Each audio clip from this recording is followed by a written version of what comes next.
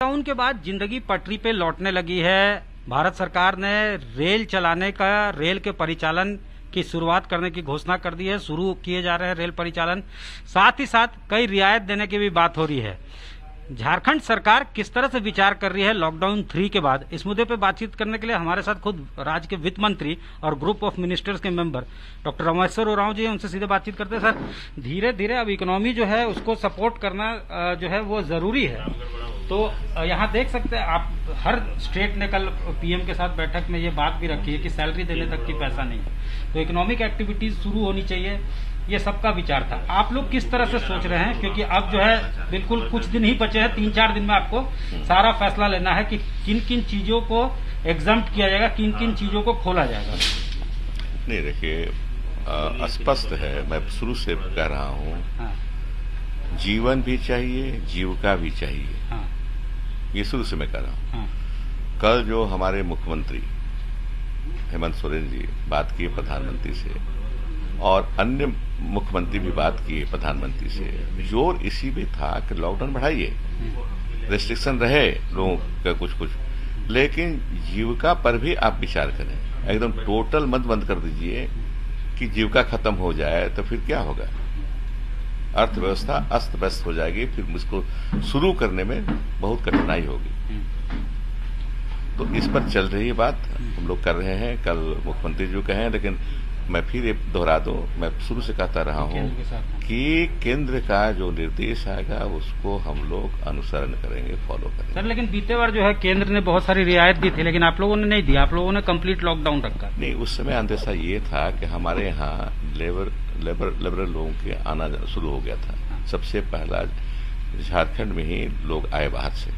अब ये देखना जरूरी था कि ये आ रहे हैं तो कहीं बीमारी तो नहीं ला रहे हैं, वो देखने के लिए हम लोग किए, है ना, एक रखे एहतियाती कार्रवाई की हम लोग देखने के लिए कि ऐसा नहीं कि अगर एकदम छूट दे पूरी का पूरा तो फिर दिक्कत हो जाएगी, बीमारी बढ़ जाएगी तो संभालना मुश्किल हो जाएगा, इसीलिए देखे। लेकिन इस बार ऐसा नहीं है, इस बार तो पूरे देश की स्थिति, हमारे लेबर आ रहे हैं, उनको क्वारंटाइन कराया जा रहा है ना, तो अलग करके सेग्रीगेट करके रखा जा रहा है ताकि बीमारी गाँव में नहीं जाए। यहाँ के स्थानीय आप देखेंगे कि जो बाहर से आ रहे हैं उसी में बीमारी निकल रही है, वही कोरोना पॉजिटिव निकल रहे हैं, स्थानीय लोग नहीं है। हाँ। तो स्थानीय लोगों को जीविका चलाने की इजाजत मिलनी चाहिए, मैं व्यक्तिगत राय भी मेरी है। सर, मतलब एक अब हम लोग अगर चाहें कि हाँ, क्या सोच सरकार का सोच क्या, मतलब किन चीजों पे जो है वर्कआउट किया जा रहा है कि इसको हम लोग छोड़ेंगे, इसको नहीं छोड़ेंगे। जैसे मॉल्स है उसको हम लोग बंद रखना है, सिनेमा हॉल जो है वो बंद रहेगा। देखिए उसमें ये है कि देखिए सोशल गैदरिंग कहाँ होता है, जब मेला बंद होगा, जैसे अभी ट्राइबल इलाके में जगह जगह मेला लगता है, सब बंद है, किसी को असेंबली नहीं कहीं होने नहीं दे रहे हैं, सब मना कर दिए हैं। ट्राइबल इलाके में रोज मेला लगता है हर गाँव में, तो उसको वो बंद है, वो मान भी गए लोग कि नहीं इस बार मेला करेंगे, 5 आदमी जाके पूजा कर लेंगे सरना स्थान में और अपने घर में रहेंगे। फिर ये चल रहा है। यहाँ के इतने हम तारीफ करें यहाँ के लोगों का कि समझदार है ना, भले कम पढ़े लिखे हों लेकिन समझदार हैं, ये जानते हैं कि इस बीमारी से कितना खतरा हो सकता है, घर बर्बाद हो जाएगा, पूरे घर के लोगों को बीमारी हो जाएगी। स्टैंड अलोन शॉप वगैरह खोलेंगे आप लोग, क्या करने जा रहे हैं? नहीं, ये है कि कुछ ग्रीन जोन, ऑरेंज जोन में कुछ दुकानों को खोलने की बात चल रही है, उनको खोला जाएगा दुकानों के।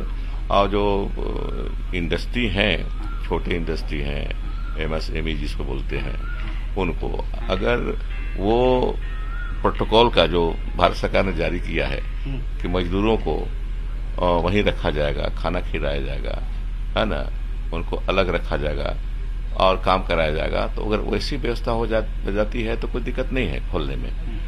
इनफैक्ट पिछले बार भी सरकार ने ऐसा ऑफर दिया था, लेकिन हमसे भी कई फैक्ट्री मालिक मिले, बोले कि संभव नहीं है, हमारा तो छोटा सा कैंपस है, वहाँ मजदूर को कितना हम रखेंगे, कहाँ खाना खिलाएंगे, कहाँ रखेंगे, इसलिए खोल नहीं सके लोग।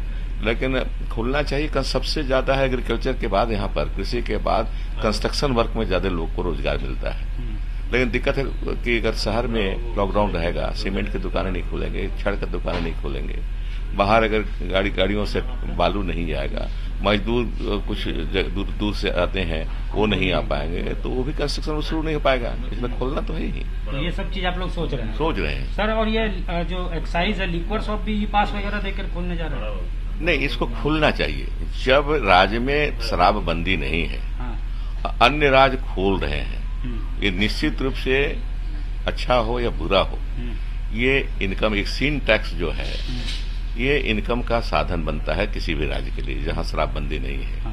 बिहार को छोड़ दीजिए या जहां शराबबंदी उसको छोड़ दीजिए, बाकी जगहों में तो शराबबंदी है नहीं, तो यहाँ खोलने में क्या दिक्कत है? कोई दिक्कत नहीं हो। हाँ, लेकिन भीड़ पर नियंत्रण भी होना चाहिए। जो तमाशा हुआ दिल्ली में वैसा नहीं होना चाहिए। तो ठीक है सर, बहुत धन्यवाद हमसे बात करने। तो रामेश्वर उरांव जी, साफ तौर से इनका इंडिकेशन है कि बहुत सारे चीजें जो हैं उसको इस बार लॉकडाउन 3 के बाद एग्जेम्प्ट किया जाएगा, खोला जाएगा। बस ये इंश्योर किया जाएगा कि किसी तरह से लॉ एंड ऑर्डर का प्रॉब्लम नहीं हो और साथ ही साथ जो है किसी तरह का एनार्की ना हो। सब कुछ जो है अगर ऑर्डर में रहता है तो बहुत सारे एग्जेम्पशंस इस बार देने की सोच झारखंड सरकार रखती है। कैमरामैन राकेश तिवारी के साथ सत्यजीत कुमार, रांची।